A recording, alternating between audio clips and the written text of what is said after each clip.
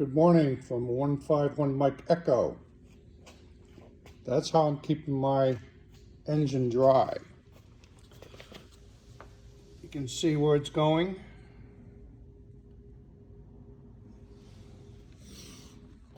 There's a remote control probe, which I've got for 20 bucks. I'll throw it in. Screw down the cap, just to keep things from getting in it. And if I go over here to where I've got the monitor,